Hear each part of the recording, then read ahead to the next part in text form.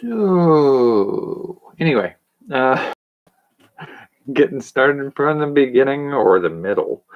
Um, the project I'm working on right now, for the most of my effort, it turns out to take way more time right now to get some of the things I need. I'm redoing the work for my card game, and simple clip art versions of that. Although I may choose to choose a way of getting clip art from my photographs potentially, if I could make a cheaper, easy to download play for free. Because I mean, for me, it's always been more about building games for people to play and share and interact with. And so, whether or not it's financially I don't do my videos for attention or fame or money. I don't do my game designs for those things. I mean, I have other things I can do. Like my story writing. The story writing is a hard one for me. Writing stories, I can write stories all day. I could write stories all day long, but that's one of the few things that getting it into hands of other people, there is a certain appeal to making that a for sale item rather than a free internet story kind of thing. But getting my artwork done for my Ken, have we met? I think we might have met. I can't remember the last name. But yeah, so my biggest problem right now is it took a 10-minute trip to the store to find the ingredients I needed for my project. Took 45 minutes and they don't have 2/3 of what I need. And I'm just sort of like, oh, do I want to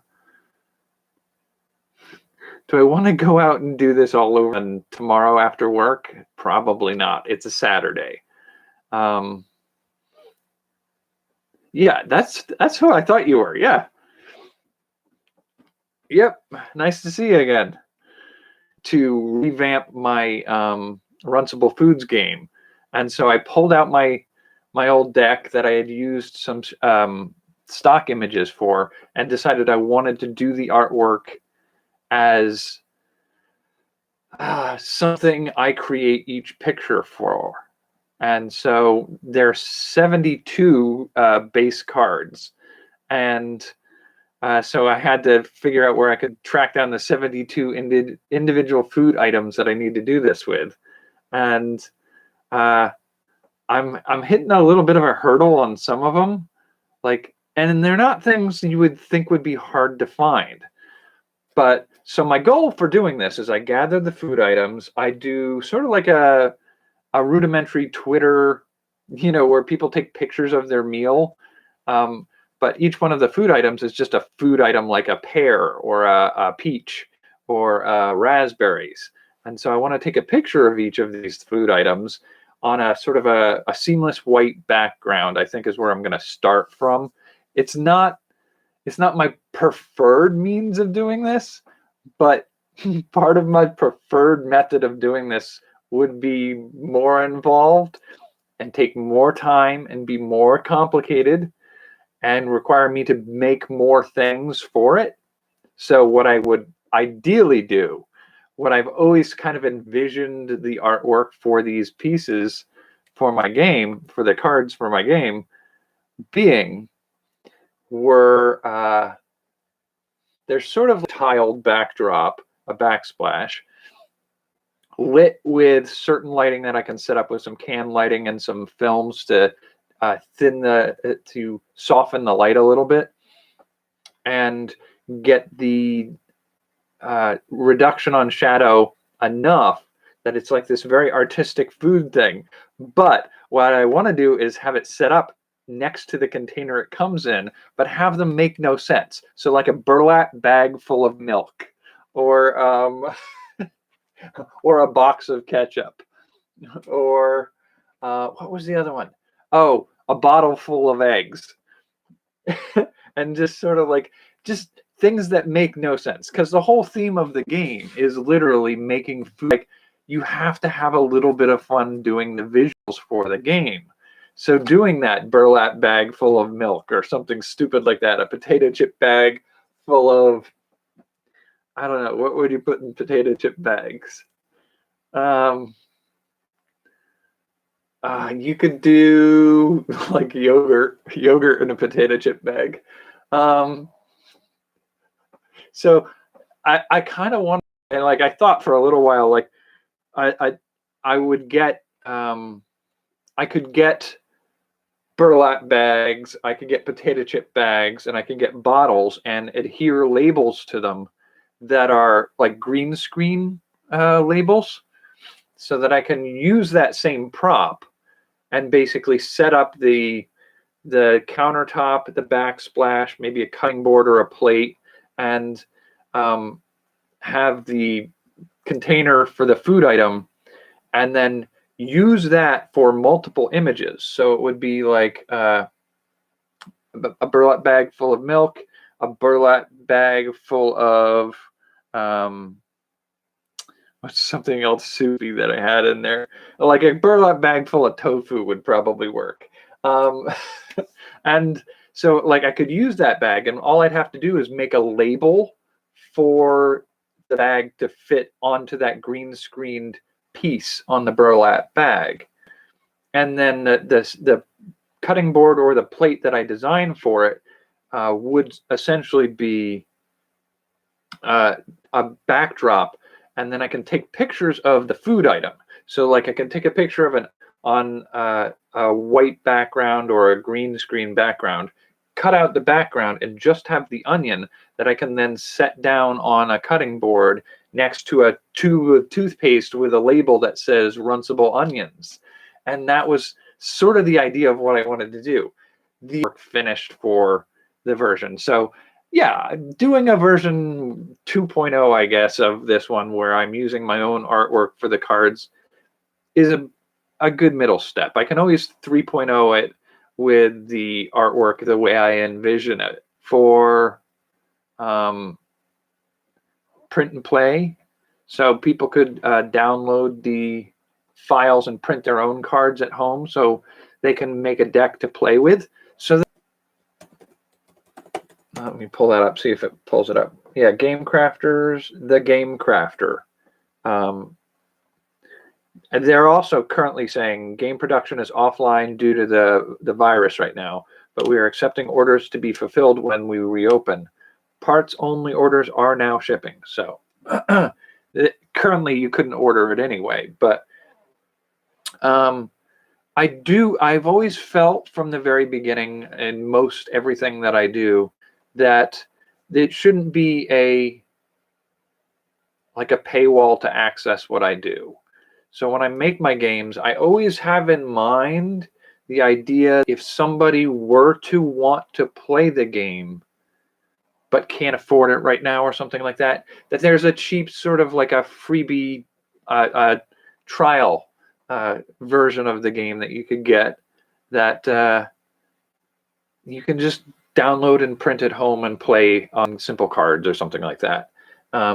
It's a little bit harder to do some of my dice game designs that way, but it's hard to do that with fiction. If I were to, I looked into it briefly for writing stories. There are a couple people that I very much respect who did publishing sort of serialized portions of their writing. I believe the guy who wrote The Martian, he started it as a serialized web release and then compiled it and edited it into a full-length novel at a certain point. There are a few other people who do serialized fiction on the web, and I've thought about doing that. I'm not sure if I'm up for that. but maybe. I have self-published some of my stuff on Amazon. Do a PDF download or a Kindle Direct Publishing download for Kindle readers and stuff like that, that you can download those, and I can set the price for like $1. And that in that way, it's sort of, for me, like when I was younger, I was into comic books, and knowing that like a comic book wasn't going to be like an $8 purchase for every comic, you had a reasonable price that you could invest in the stories and follow the characters without, you know, breaking the bank. I did drop out of reading comics for a long while because the prices of the comics were sort of hit like, what was it, $4 a comic for a while, and like every month buying 3 or 4 comics, I wasn't gonna pay $30. That's like my food budget for a month at that time. So I stopped doing that for comics, and I never really wanted that to be an issue for people who were interested in my stories or my creations. So I always kind of wanted to make it an option for people to experience it, because I can remember when I was first learning, you know, something for what it's worth, and some of those were they were called, I forget what they call them, like free. I forget what the term was. I can't remember the name for it. But basically, it was essentially a free game that you could play. And when you felt like you were a fan enough of the game, it was important to you to support the game developer. And so you could go, I think it was freemium or something like that. I don't think that's the actual word. But you could go support the company by sending them a donation, essentially. It's donationware or something like that. And I really sort of respected that model a lot. It gave me the opportunity, because I was a poor kid. I had little to no money for a long time. My mom was a teacher of kindergarten. My father died when I was very young. Teachers aren't paid well in this country. And so we did very well for what our living costs could afford. But I didn't have money to throw away on things to enjoy. Money was what got you the things you needed. And so if I didn't have access to those things that were free, I would never have had much experience with games at all.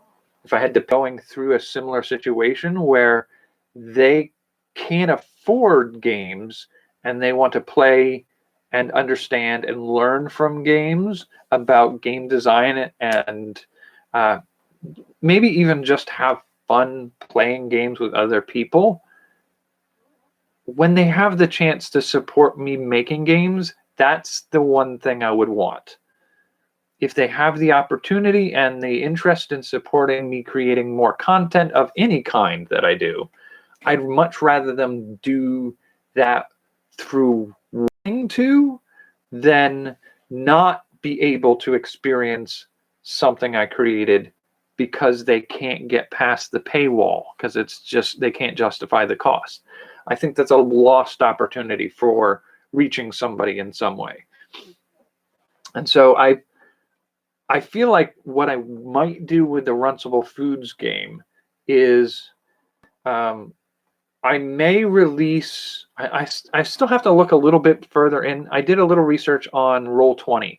Roll20 is a virtual tabletop where you can build game stuff to play. They're heavily focused on role-playing games. So you get a lot of people creating content for Dungeons and Dragons and Pathfinder and things like that. But one of the features of Roll20 is you can build custom decks of cards. So if I do this, I'm wondering if it's possible to use the simplified artworks that I'm using now, and not to sell the digital patterns at like $1, and also have a download for print at home and play at home cards for free if people wanted to do that. And then through GameCrafter's website, thegamecrafter.com, I can open up a store where I can sell the game through when they open back up and start selling games again. But the minimum price for a printed and finished deck is, I think the minimum price is about $9 for the base deck that I'm building. So a $9 deck, actually, let me see if I can remember. Let's see if I can pull up your account. There you go. So my games. Okay, publishing games. So there we go. So the cost for producing the deck is about $8. That's not counting shipping. You can price above that to make profits from each sale. Otherwise, the entirety of, if you set it at $8, the entirety of the profits of the game design, at least as it stands right now. I think I'm adding a couple things to it, so it might bring the price up another notch. But so you can decide how much profit you want to make per deck, and then I could just open that store right there and people could order it. Bare minimum, I feel like what it's probably going to end up being is about I hesitate to put too big a price jump on that, but I think probably about a $15 deck is probably where it's going to end up. And so $15, not a bad price to pay for a tabletop game you can play with friends and family. That's a fair price. But also having the option to print out on cardstock on a home printer, like you would do basically just the fronts of the cards. You don't have to do the backs because it would just be cardstock. You can play with friends and family. I could design it so that how you print it, you two-sided printing, and as it goes through, the backs would line up well enough for you to be able to print on both sides. And just do simple clip art style decks that people could download. Then the other option would be the Roll20. I believe the Roll20 takes a 20 to 30% cut of whatever you produce, but or whatever you sell. The cost is negligible for the production at that point. You're essentially making a digital good. Once I've designed the artwork, I can install the artwork on each of the cards in a custom deck on Roll20. Nobody has to print anything. There's no ink costs, there's no paper costs, there's no shipping costs, and there's no future design or me having to manage it for anybody. So once that's done, it's done. It's very sort of passive income at that point. But Roll20 takes a cut of each sale from that point version, independent of Roll20 at some point. So making the artwork for that one would be front and back, and then taking some kind of existing idea of how to build a shuffleable, playable deck.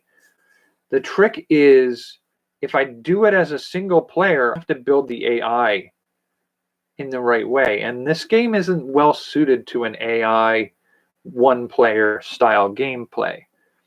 But if I were to make it a multiplayer game, that's the trick to getting it to work between a home playable. The appeal of a Roll20 is it's a multiplayer format, that I don't have to do anything other than just put the artwork on a custom deck and it's ready to go. So I think that's the appeal for me there. But I may look into expanding into a home software version of it. I do have a set of rules for the tabletop play of it, where it's usually meant for 3 or more players. So 1 judge and 2 players. The problem with that is if you have 2 players who just want to play it between the 2 of them, I had to come up with a rule set that was called I may have to rename it because I don't think the name's viable. It's the Phantom Gourmet. The Phantom Gourmet is he is a sort of trademarked, well-known reviewer of restaurants on the East Coast.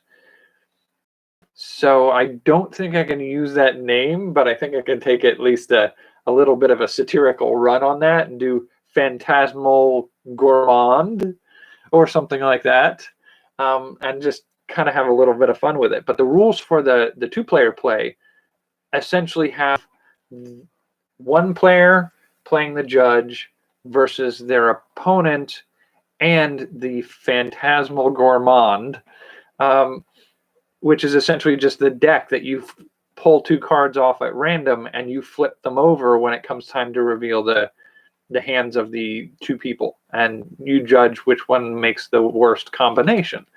And that Phantom Gourmand is not a player, but has the ability to win. So you don't always just say like, oh no, I like that choice is obviously the choice I'm picking, so that your opponent doesn't win. Because if you keep doing that too often, there's the risk that none of you are going to win. So I do have a sort of a built-in system for not player. I think it becomes more difficult to do 2 Phantom Gourmands and a single player, but not impossible. Because it is essentially just, at that point, you have random card draws being flipped. The hardest part is you keep playing to see which one of those is the winner and the loser. But the other part of the game is you have to sometimes be one of those other players, and one of them has to be the judge. And so I have to build a script for a couple of the Phantom Gourmands, where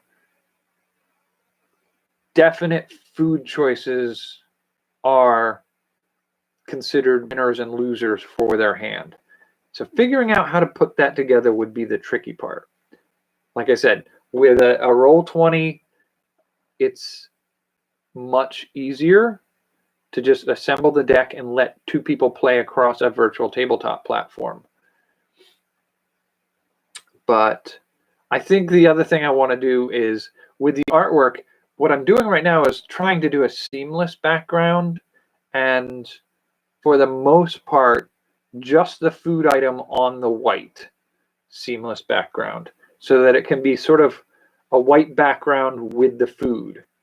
And then I can sort of tint or apply filters to that artwork if I want to. Going forward, I may take that option to take those same pictures, a backdrop, and planning to do that in such a way that I don't have to redo this shoot at a different point is sort of what I'm trying to work my way into right now. Building a little like photo booth, a couple can lights with some parchment paper over it to soften the light. Try to get 2-point lighting setups, maybe even a roll of white paper that doesn't basically sags in such a way that there's no seam, there's no edge. And then just sort of set the item on the front part of it where it's flat on the surface that I'm using. And I can just use a piece of foam core on a couple boxes balanced against a wall, which I tape up the back of some wrapping paper or something like that and make a flat black background, or flat white background that is around that crease, but not so far out that I get the edges cropped off of my backdrop. So I'm trying to set that up, and I have very limited space right now where I am to do that, but I'm trying to, I'm going to see if I can do a photo shoot for it on, what was it? I think I'm going to see if I can do it on Sunday. I'm going to have most of what I need food-wise to do it. I think I have to find some turnips. And the stupidest thing that was hard to find today, trying to do my errands to get the things I need for this, I couldn't find a head of garlic 5-item list. And I think the other day I think I got 17 to 18 items the other day. And so now the big issue is, like, I'm getting close to getting the 72 items I need. I have probably 8 or 9 of them here already at home. And so it's just, I have a small list of a few more things that I need to get for the base deck. And it's becoming exceedingly hard to find. It's stupid that garlic is one of the hard ones. Like, why is that? Why can't I find a head of garlic? It shouldn't be that hard. So alfalfa, garlic. I could find some beets, but the beets I found at the store were like specialty beets, and they were like $5 for 2 beets. I'm not paying $5 for 2 beets that I'm going to use for one picture. I couldn't find cabbage. I don't know who took all the cabbage today. I got there. I couldn't find lettuce. I couldn't find a single head of lettuce or cabbage. I was looking for Brussels sprouts, but it turns out I got some here at home anyway. And today, peaches I couldn't find. Peppers. I got peppers. I could only get radishes in a giant bag. Like, I don't eat that many radishes in a chunk of time. And I couldn't find raisins. Like, nobody had raisins anywhere. Like, I could make my own raisins by drying some of the grapes I got for the grapes video, grapes image, but that's going to take more time than I really want to invest in this process. I mean, I could dry them in the oven or a dryer, but raspberries, rice, sardines, sauerkraut was one that I didn't actually. I lost my patience at a certain point, and I said, I'm done. 45 minutes in a store to do a 10-minute errand was just too much for me. And I can pop my own popcorn. Turnips were the other one that I'm struggling a little bit with. But I guess they're just not a big food item in this area. Oh, and chicken. I'm debating how I'm going to do chicken. I do have some breaded chicken, which I feel like is not what I want to use. But in a pinch, I will. I want to see if I can get some frozen chicken breast and just cook it up, do a slice on it on a plate, and have it set out like that. But I could just do like a breaded chicken patty if I have to. And why does nobody have a simple head of garlic? I really lost my patience today. It was a longer day at work too, because I'm the only one who really seems to go through the inventory and make sure everything's up to where it needs to be. And so I end up doing 4 people's job for a chunk of the day. And like, doing the job of 4 people, I shouldn't have to redo that. And fixing the problems or writing off the damages from the problems caused by somebody else doing it wrong is taxing on me. It's a little depressing. It's, I don't have to work this job, but I work it because I feel like I'm making an important contribution. And but there is a certain point where it's just kind of like, I can't be the only one doing this, guys. Like, I can't be the only one. So I left work already kind of like, I'm done with this day. This was just not a good day.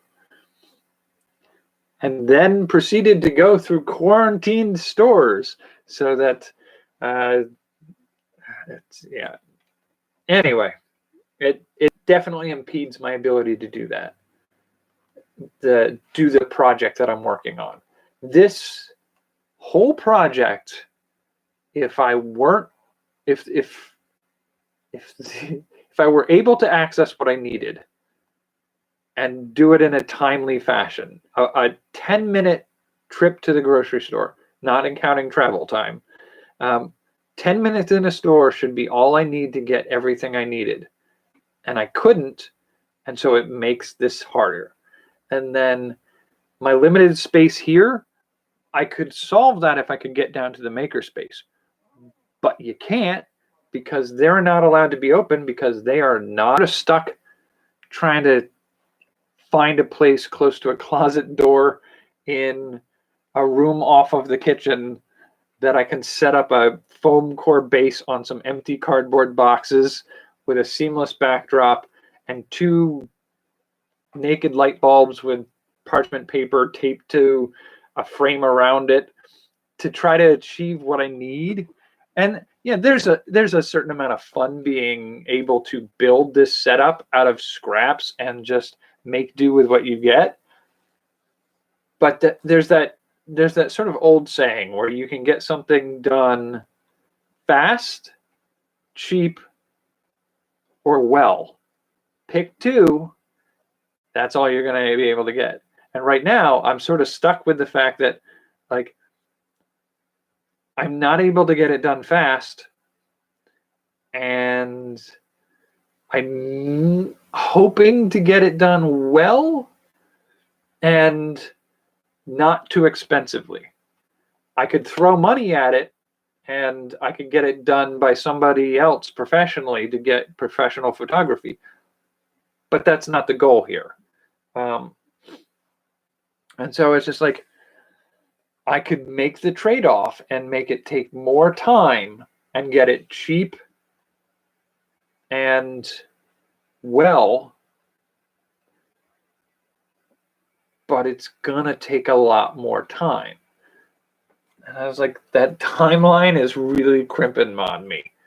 And it's something that's more apparent with all of my projects right now, is timing could not be worse. And because I'm such high demand for what I do, and I'm doing the work of multiple people, more of my time is eaten up doing things that are not my projects.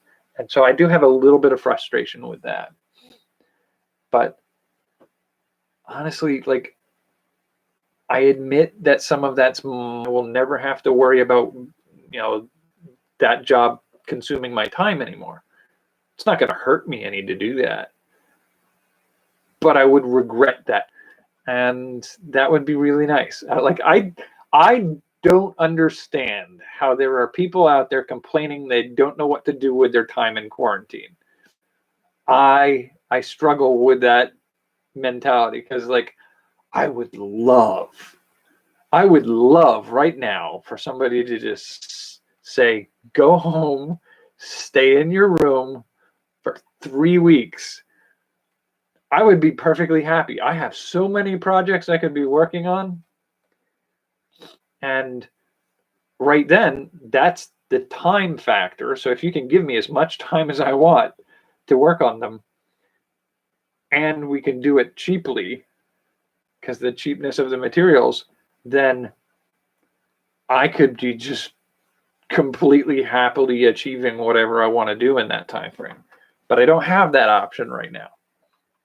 Because, like, right off the top of my head right now, if you said, okay, you can't get any of these food ingredients for this project to take pictures of because it's just going to take too much to get outside, it's going to cost too much, it's going to too much time, and it's not going to be ideal for what you want. A unique style for the artwork for my game.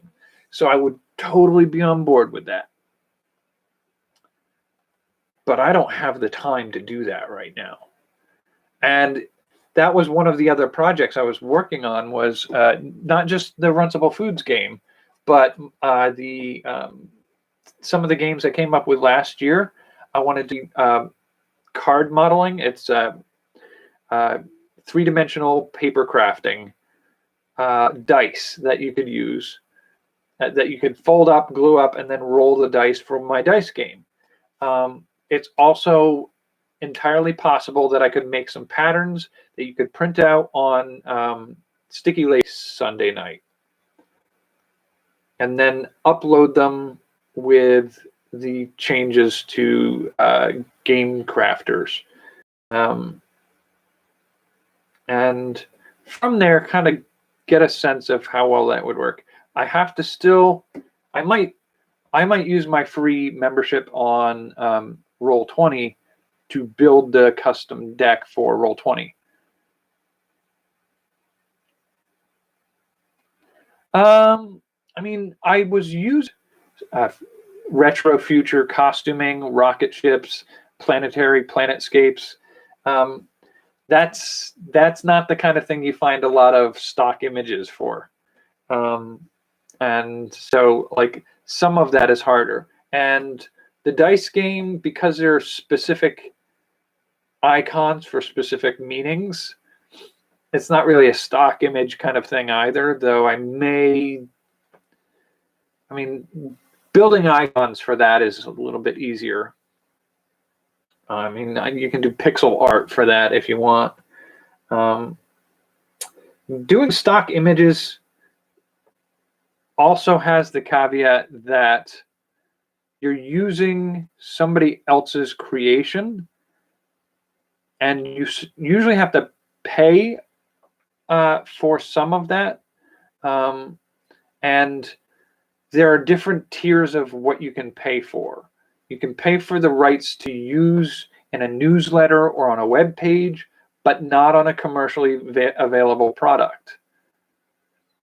And so, like, finding one that you like that you can use on a commercial product, paying for it, and then putting it together, and hoping that at some point there's no clause in the contract that somebody can say 2 years down the line that you have to stop selling the game because they've changed how they want their work used.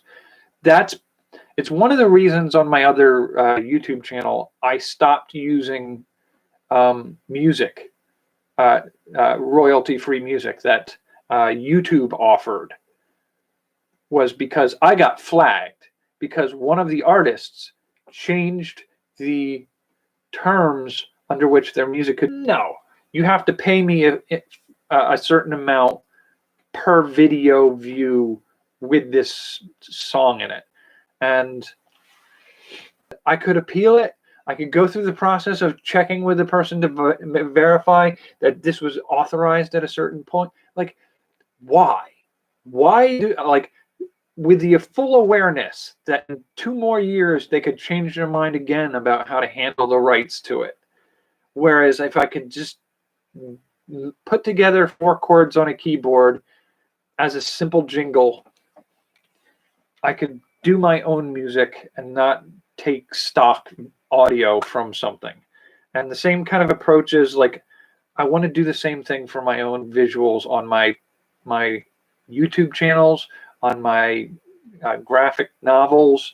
Like, I don't want to necessarily have to worry about where the rights are going to end up in 2 years rather than where they are right now. And the easiest way to do that is create it all yourself. It just means it takes way more time. And that's fine. I mean, the thing is, like, this deadline I've set for Tuesday for myself, a friend of mine sort of challenged me to see if I could get it as a Tuesday. I'm like, that's a fair challenge. I like a good challenge every now and then. But it's sort of arbitrary. There's no like, because somebody gave me permission to use it before, and my use of it was unchallenged for over a year, and then they changed the rules after the fact. I believe technically that's grandfathering is a real thing. It's not up to code, but it was put together. When it was put together, it was up to code. So as long as we don't touch it, it's grandfathered into being okay. But the moment we rewire a light switch, you're changing it, and therefore it's a whole new light setup, and now it has to be up to code. And so that's like all of that jumble-juk I don't want to deal with. As simple as straightforward, like nobody can claim ownership of my photos because I've made them. That's it. And so like that deadline of Tuesday of getting everything done, that's arbitrary. There's no dire consequences if it doesn't get done on Tuesday, but I still want to get as much of it done as I can by then. And I'm not averse to a little bit of stress at trying to make it work out. It's a lot harder to do complicated things right now. Like, I think if I could square away, and that's part of the appeal of doing this right now, is if I could square away building a simple photo booth out of junk materials that I can use to take photographs of different things, at that point, I could totally work on any number of simple projects that I can use the photography setup for. That opens up my opportunities. I don't currently have a photo booth, but if I build one that I can put together easily and fold away and put behind the dresser or whatever when I need to, that gets the job done. It's just writing. I have a text editor that I can put together right here. I can spell check. Like maybe if I want to step it up, I can do some formatting with a graphic designer and get a editor and beta readers and a cover artist. I'm not in any hurry to do that right now. And because I'm not really setting out to do a commercially available, I'm trying a few other paths where it's sort of a little more relaxed in that sense. So yeah, that's where I am right now. We're about 51 minutes into the night, so I think I'm probably going to call it here tonight. I got some things I need to do outside of projects and outside of work that still require me to do them. Isn't it amazing how things like laundry just don't get themselves done, huh? So I got to do some things before I go to bed tonight, and I got a shift tomorrow. Hopefully I'm not pulling a surprise double shift tomorrow, but we'll see.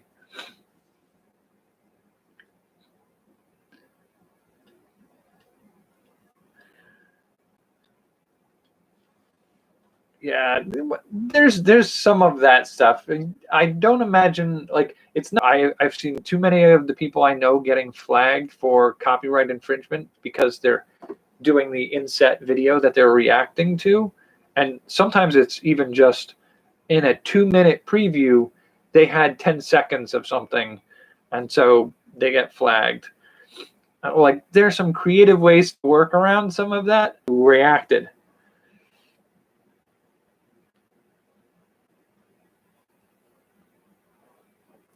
Oh, okay. So we're getting lag.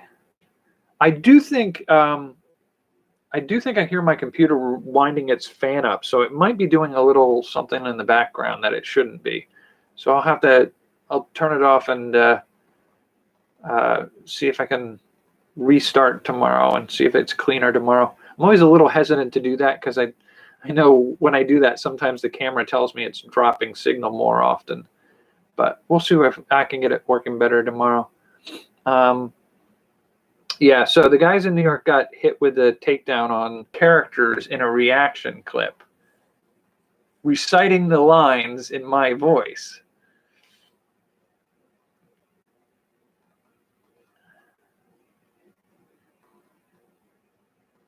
So Shakespeare the board game. Actually, yeah, if you get something like that up and running, I don't know.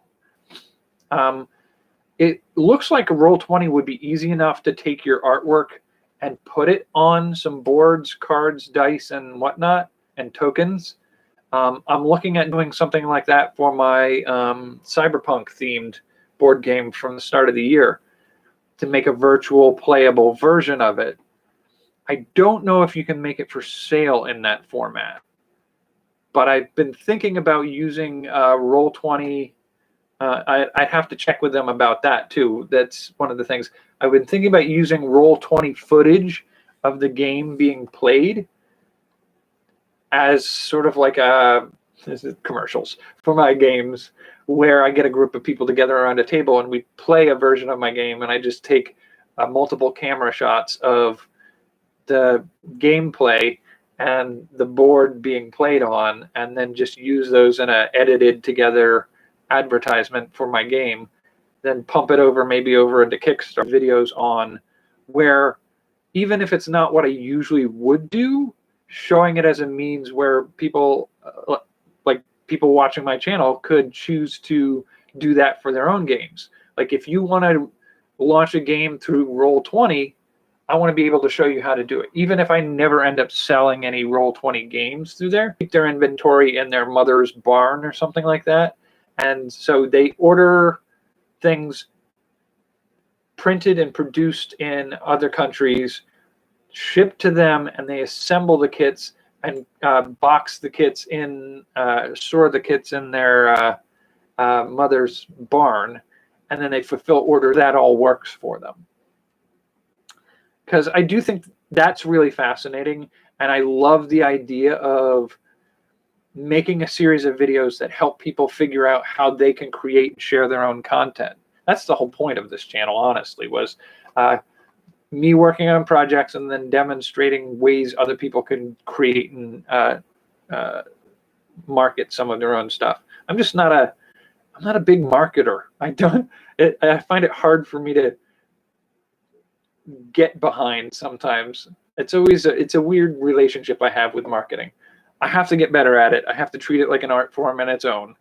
But yeah, that's sort of where I think I'm probably going to leave it tonight. We're coming up on an hour, and I should call it. But I hope you have success with your board game. Yeah, I'd be curious to see. You don't have to give me full images or a playable model, but I'd love to see what your product looks like when you get there. I'd be very curious to see. And a brief summary, or basically, if you could show me a hand of cards or your board game, some of your board, some of your dice or whatever, and like the back of the box blurb that you give people. This is a game for ages 5 and up, 4 to 8 players, plays in about an hour. The theme of it, I'd love to see that. All right, talk to you later. See you guys around. I'm off for the night to go take care of some other things. But until then, take care and have yourselves a good night.